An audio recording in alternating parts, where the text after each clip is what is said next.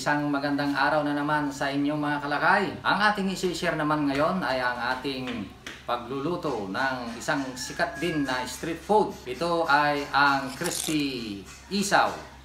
Ito ay kadalasang negosyo ng ating mga kaibigan dyan sa kanto. Kaya antabay lang kayo mga kalakay at atin ang isi-share ngayon ang pagluluto natin ng crispy isaw.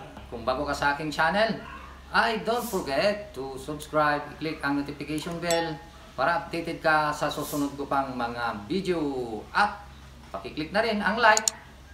Okay, let's go! Narito na po ang ating isaw mga kalakay. Ito ay kalahating kilo at ito po ay hinugasan namin at aming binagyan ng tubig at asin at medyo pinakuluan namin ng about 10 to 15 minutes. Ngayon ay kailangan natin na tuhugin para direkta na siya na ating ipiprito.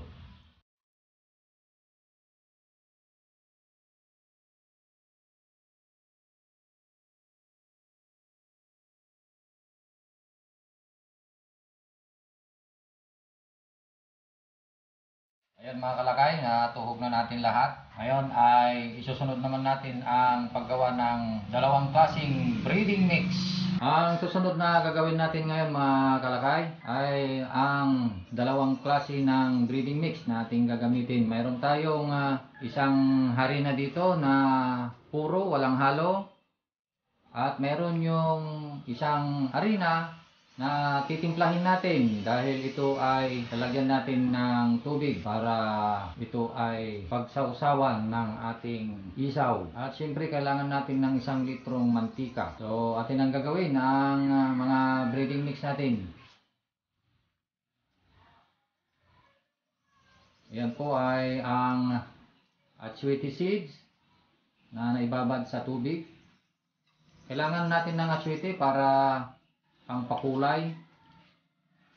Mas maganda po yung natural na pampakulay dahil yung artificial, pwede naman yung artificial pero mas maganda siguro yung natural na pampakulay at sweeting.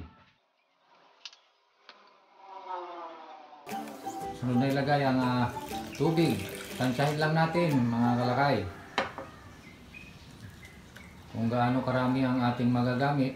Yun lang ang ating ilalagay na tubig, ganoon din yung harina.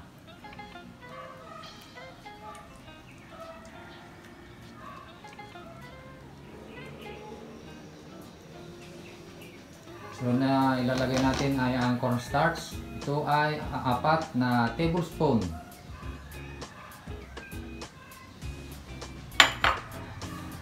At ganoon din ang seasoning mix. Ang mga seasoning mix na nilagay ay lalagay na lang namin sa description para sa tamang sukat.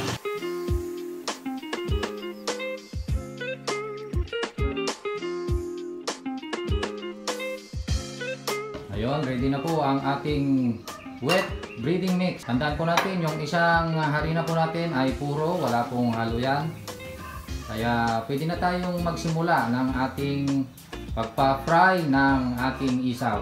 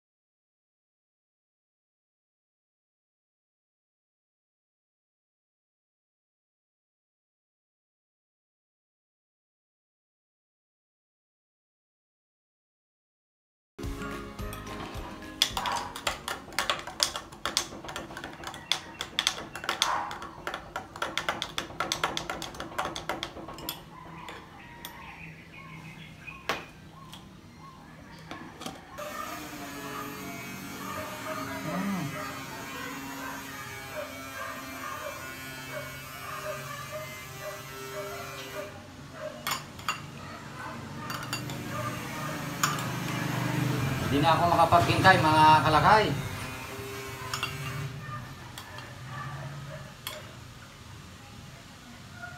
Ito ang pinakapaborito ko na kinakain dyan sa kanto. Tingnan natin.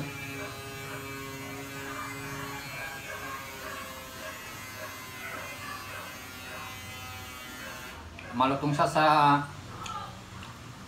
labas, sa loob medyo juicy siya. Sarap siya, tamang-tama yung pagka-crispy niya sa labas at sa loob ay juicy.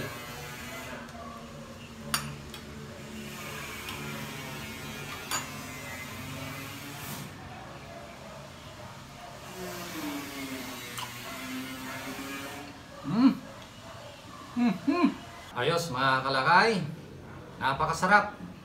Pwede niyong subukan ito mga kalakay. Ito ay pang negosyo. At kung paano natin ininegosyo ay pwede rin namin ilagay sa description ang pagko-costing. So mga kalakay, kung nagustuhan ninyo ang video ito ay paki-like. Ang isang like ninyo ay malaking bagay na ito sa aming video. So mga kalakay, kung bago ka sa aking channel ay don't forget to subscribe at i-click ang notification bell para updated ka sa susunod ko pang mga video. So mga kalakay, that's it. Maraming salamat sa inyong panonood. God bless at mag-ingat po tayong lahat. Bye-bye!